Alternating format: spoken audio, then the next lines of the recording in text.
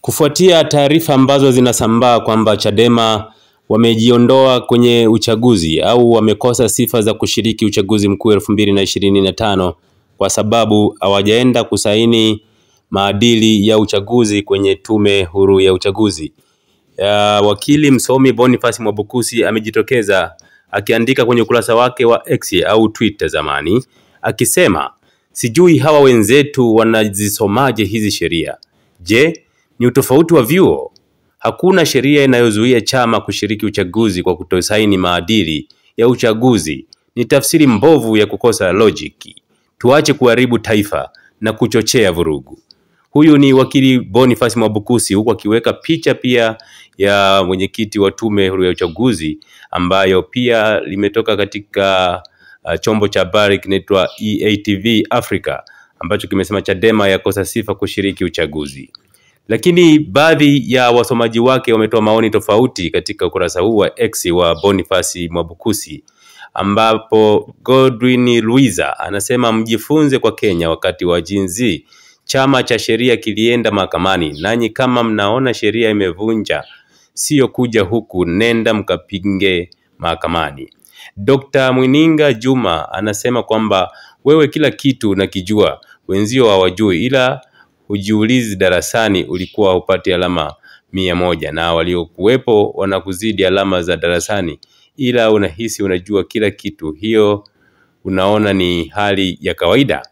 Adui wa Yanga anasema hakuna vurugu yeyote inayoweza kutokea kwenye nchi hii kwa sababu ya ujinga wa Chadema wa kususasusa, wacha wakajipange waje 2030. Steve Biko anasema kwamba hizo sheria umesomea peke yako nchi nzima, yani wewe ndo unajua kila kitu kuhusu sheria. Yani acha ujinga wako, kuna vitu ila kwa sababu mnaongoza watu wajinga hawaelewi, basi ukiandika chochote wanakufuata tu kwa sababu ni wajinga. Kiufupi hujui baadhi ya vitu. Huyu mwingine anaitwa jina lake hajaweka hapa, ameweka bendera ya taifa, anasema wakili msomi umemaliza kila kitu. Hawafahamu Chadema viongozi wengi kuanzia mwenyekiti na wabavicha pia ni mawakili wasomi. Emmanuel Matiku anasema alafu utasikia akina Mwigulu Nchemba wanasifia huyu mtu eti kawafundisha. Mtu kawafundisha uchumi wa kibepari, yani ule wa kikoroni kabisa, na kiunyonyaji kwa raia, ya kunyang'anya watu hata kidogo anachopata, alafu anatoka hadharani anasema kisheria Chadema imejiondoa. TLS mnachukua hatua gani chifu? Mbona mmekuwa na mitamko kingi kuliko action? We expected legal action kwa mambo mbalimbali ya kitaifa kama sheria za chaguzi na uonevu kama huu wa Lissu na kadhalika. Haki hudumisha amani anasema, harafu anasigida kabisa kichwani. Kifupi ni swala 5 kabisa, halafu anashiriki dhuruma hizi. Ameendelea kwa kusema kwamba Jimmy Luhende anasema kwamba kuna watumishi wa umma hawajajaza fomu za maadili zinazowataka kutaja mali zao. Bila shaka wao huwa wanazuia kuendelea kuwa watumishi. Je, wanazuiwa kuendelea kuwa watumishi? Mambo mbalimbali yameendelea hapa. Alhaji Abdullahi anasema huo ni uongo wenu. Chadema imejitoa wenyewe. Wamekataa kusaini hati ya uadilifu sababu mabadiliko stahiki hayajafanyika. Kwanza hiyo haipo kisheria wala kikatiba. Huo ni mtego wameuweka na utawabana wenyewe. Niko Balinda anasema wananchi wengi pia hatuoni tena umuhimu wa kushiriki kwenye uchaguzi na 2025 hamtatuona, kwani ni kujipotezea muda wetu bure. Maamuzi ya kura zetu hayana maana tena, kwani tume tayari nayo maamuzi ya nani wawe viongozi, hata kama kura za wananchi zimeamua kivingine. Huyu mwingine anaitwa Freddy Hebron anasema mkuu wao wako nchi nyingine labda, so Tanzania. Papa anasema ndio maana anasema hakunaga tume huru inayoteuliwa na mwenyekiti wa chama kinachogombea uchaguzi. Mimi sio mwanasheria, lakini hili hata bila degree alipo sawa. Hapa anamnufaisha aliyemteua hiyo nafasi. Conrad Edwin anasema kaka Mwabukusi Kajunju Mere gwa kukaja. Hivi kweli mtakubali hili kweli kama wasomi wa sheria? Kuna muda ni mbaya sana wewe unayejua kitu kuwa hapa so sawa, unamwacha asiyejua endelee kufanya, huku mnaojua mmekaa kimya. Dhambi hii mtaibeba mnaojua. Yani inaumiza sana mioyo kaka. Gloria anasema nichogundua watu wanaosali sana ndio watu waovu sana hapa duniani. Huyu mwingine Kunta Kinte anasema jamani, kelele za nini? Si tumekubaliana kuwa watake wasitake hakutakuwa na uchaguzi. Acheni waseme wanachotaka na sisi tujikite katika kuzuia huo uchaguzi. Huyu mwingine anajiita Mwenda Tezi anasema ufinyu wa elimu, watu wa aina hii ni wapuzi sana hata kielimu. Mboka anasema hata kama ila wenyewe Chadema washasema no election, mi naona ni bora maana vyama vipo vingi.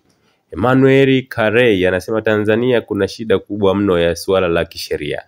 Abeli Kasenda Mila anasema hii nchi sio yako. Mabadiliko ya sheria kwenye mfumo wa uchaguzi ni ya lazima.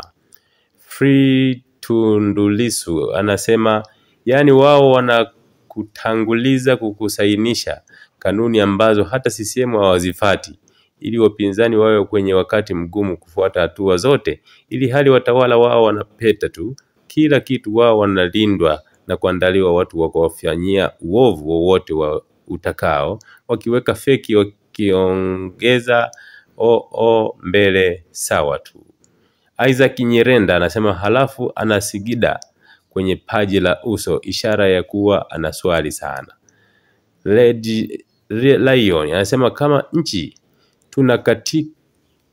tuna tatizo kubwa la kitaifa na sijui tutajinazua vipi kwenye hili tatizo. Wanasheria, wasomi mbalimbali na nchi hii na wanaharakati makini, endeleeni kutoa elimu mbalimbali kwa hawa watu wanaojichukulia sheria mkononi na wananchi kwa ujumla. Umma mkubwa ukielewa yataisha. Na mwingine anajiita Nelson Komba anasema he is too well if he is a normal human being. Huyu Good Kimara anasema you are a smart boy, lazima waelewe trip hii. Na mwingine anajiita Unlimited Mind anasema ni fala tu ndo atafikiri kuwa uchaguzi unaweza kuwa wa huru na haki. JK Laurent anasema tatizo sio namna wao wanavyotafsiri au namna walivyofundishwa chuoni, bali hufanya hayo kwa makusudi kabisa, kwa sababu wanajua ya kuwa hakuna mtu yeyote wa kuwafanya chochote. Hapo ndipo tulipofikia kama taifa. Ni wakati wa kukubaliana ya kuwa no reform no election. Ombeni T anasema bro, hawafanyi hivyo kwa kubahatisha, wanafanya hivyo makusudi wakiwa wanajua kabisa kuwa wapo kinyume na sheria, lakini wameamua kuchagua kutokujali na wana uhakika yupo wa kuwafanya kitu, maana huo ni mkakati wa wale miungu watu. Kazi ipo kweli kweli, nani atatutoa hapa? Mwingine anaitwa Punch anasema hawa watu wako kwenye intelligence, kisha uwezo wao wa kufikiri ni wa chini sana, tena sana. Shivo TV anasema TZ anasema hawa ndio wahaini wenyewe, maana wanachochea machafuko katika taifa hili. Ni vile wametuona sisi wajinga, sheria zimetupita kushoto, hivyo wakitamka wanajua hatuwezi pinga. Muhimu tupambanieni kuhusu hili, tuungane, tumfungulie kesi ya uhaini huyo raia. Dasmadi anasema hii ili iwe fundisho watu kama hawa mbeleni, haki ikipatikana ni kufirisi kila alichonacho, maana wanafanya haya kuwafurahisha watawala. Hawa tunawaweka kwenye kundi la watu waliochangia kuchelewa kwa haki katika taifa kwa kutumia sheria kandamizi. Sara William Bonyo anasema wananchi walishasusia chaguzi siku nyingi, wanasubiri angalau Chadema iwakomboe kutoka waliko. Ramlam Guataman anasema sigda kubwa huku akiwa mnafiki kwa macho wasafi nafsini mwao, wachafu hawa, utawala ukibadilika ni kuwasweka ndani. Alexo mtasema mjomba Mwabukusi, hawa usiwalaumu, wamepewa maelekezo kutoka juu kwa aliyemteua. Innocent Man anasema hawa makada wamejaa kwenye tume, kwa nini kila chama kisiwe na mwakilishi mmoja kwenye hiyo tume? Kila mjumbe wa kiongozi ni kada mtiifu na mnufaika wa chama kimoja, na tufanya tukose amani na hii tume. Wengine anasema kabisa hapa, sema ametuma picha yake ikionyesha, sema huyu ni Buu Salama. Anasema kwa hiyo huyu kada wa CCM anaweza kumtangaza mpinzani akishinda hii nchi, wananchi wake wajinga sana. Huyu Salum Tulia anasema sigda kubwa kumbe mnafiki tu. Njileismu anasema huwa anajiuliza sana, tatizo sijui liko wapi. Hata ambao hatujasoma sheria, lakini ukipitia katiba yetu ya mwaka 1977 utaona imekanyagwa. Sasa unajiuliza tena na tena kuwa watu ujifiatu fuz kichwani. Hapa ni maswali bila majibu. Ngulungu Shabani anasema kweni mkuu, msimamo wa chama si no reform no election, hivyo acha iendelee kubaki hivyo hivyo. Huyu mwingine anaitwa Uba Makame anasema kama wewe kiongozi wa TLS unalialia badala ya kuchukua hatua ya kwenda mahakamani, sisi wengine tumlilie nani sasa? Zela Nywila anasema sura ka kijana. Chuchu Meta anasema ujue hata kina ACT wanaamini hivyo. Nilimsikia ndugu yangu Ado anafikiria kwenda mahakamani kuhusu kipengele hicho. Malango Alfred anasema kuna mambo mengi sana hatuyajui, na kuna tulivyodhani tunayajua kumbe hatuyaelewi. Bado tuko na ujinga mwingi. Bahati nzuri ujinga uondolewa na kujifunza. Time will tell. Huyu Juma Ali anasema George Munisi anasema wewe ni mkurugenzi, ni mpuzi tayari. Umekwisha kupokea hongo kuweza kuondoa Chadema katika vyama vitakavyoshiriki uchaguzi. Lengo na madhumuni yenu ni lile kama na wewe nje chawa wa CCM unafikiri unaweza kufanya mambo. Emmanuel Peace anasema uchaguzi takwa la kikatiba, chama chochote cha siasa ni lazima kushiriki uchaguzi, na pia ni jukumu la chama cha siasa kukataa mazingira ya dhuluma na upendeleo wazi. No reform no election, hivi kanuni na katiba ipi kubwa? Mbona siwaelewi hao jamaa? Huyu Matiasi anasema TLC, nadhani nilikuwa nataka kumaanisha kwamba TLS tunaomba mtusaidie wananchi juu ya hili, tulifungulie kesi tume ya uchaguzi kwa unyang'anyi wanaofanya wananchi, huko tayari kuwachangia, tuibuluze mahakamani hii tume, wamezoea upuzi sana.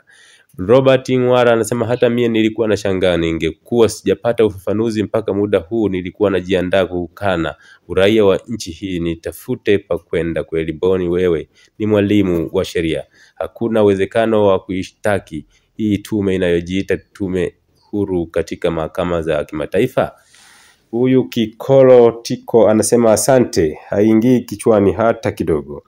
Shishisto anasema inabidi mkaze sana kufungiana. Kama kuna mwanasheria wa taasisi au idara, then taasisi idara ile kafanya maamuzi ya kinyume cha sheria, fungieni mwanasheria huyo. Au kama ni kiongozi wa taasisi idara afu direct ni mwanasheria, akichemka mfutieni kabisa wanasheria wake. Maoni ni mengi kweli kweli katika ukurasa huu wa Boniface Mwabukusi, na watu wanaendelea kutoa maoni yao baada ya kuandika katika ukurasa wake huu wa Twitter au X kwa sasa unajulikana hivyo, akisema kwamba sijui, yani anashangaa, sema sijui hawa wenzetu wanazisomaje hizi sheria. Je, ni utofauti wa vyuo? Hakuna sheria inayozuia chama kushiriki uchaguzi kwa kutosaini maadili ya uchaguzi. Ni tafsiri mbovu ya kukosa logic. Tuache kuharibu taifa na kuchochea vurugu. Ndivyo ameandika Boniface Anyisiri Mwabukusi katika kurasa wake huu wa X, zamani Twitter. Na maoni kama ambavyo nimekusomea baadhi ya watu wameyatoa katika kurasa huu wa Twitter ama X, na bado wengine wanaendelea kuyatoa. Labda wewe mtazamaji, nini maoni yako?